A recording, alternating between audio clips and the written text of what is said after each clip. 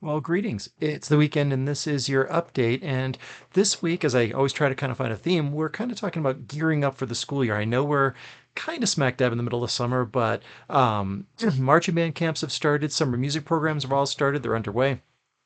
So the school year is going to be here before you know it. And if you are an educator or someone that's associated with school music, you're going to want to pay attention to a bunch of the stuff we have here to talk about.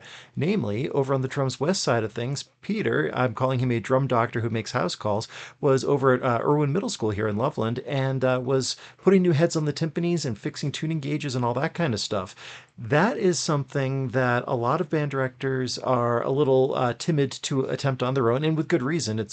It's not that complex of a machinery, but if you don't know what you're doing with it, you could really do some damage to it. And it's a school instrument that doesn't get serviced nearly as often as it should. The heads don't get changed, the gears aren't maintained, all that kind of stuff. So if you've got timpani and you can't remember the last time that you had them looked at, give us a call, drop us an email, shoot us a message, and we'll get Peter over there to take a look at your stuff. Then our friends over on Maple Leaf Strings, this is on the Boomer side of things, did another one of their cool videos, their orchestral minutes. And this one is talking about how to tension tuning pegs properly. This is something that we run into a lot with beginners. We've had a lot of beginners coming through getting ready for summer music. And I've had a number of people just in the last week come in and say something's wrong with my violin. And all that it was the tuning peg issue that you can do yourself. Check out this short. You'll see what I'm talking about. Tune in! It's an orchestral minute. This is broken! My strings won't stay in tune. Pegs are one of the earliest challenges that a new orchestral player will face. The shape of the peg is slightly tapered into a wedge shape. In order for the peg to hold string tension, the wedge must be driven into the hole so friction can take over. If you just turn, it won't hold. If you just push, it won't hold. The only way that the peg will hold is if the player turns and pushes at the same time. Think of the peg like a screw that you must drive into the hole when tuning. Understanding this fundamental design will ensure that you approach tuning effectively. And that's an orchestral minute.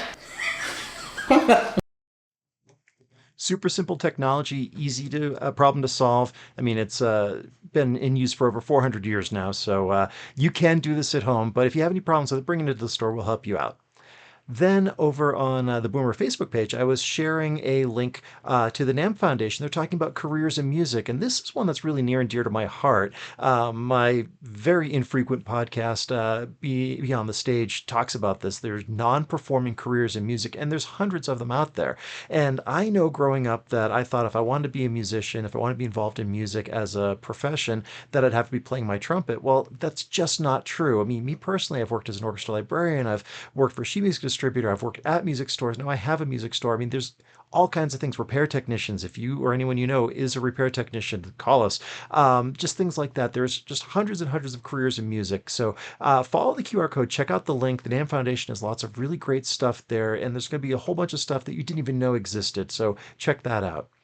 Then over on the Podcasting Store Medium page, this week I did another one of my musical mysteries. And this one was talking about inspiration and how it can strike at any time, and how what you think a song is going to become isn't really what it becomes, and what it means isn't what you think it means. And I really can't say a whole lot more than that. But suffice to say, it's a song that you've heard, it's a band that you definitely know, but it's a story that you may not. So follow the link, check out that essay if you haven't seen it yet.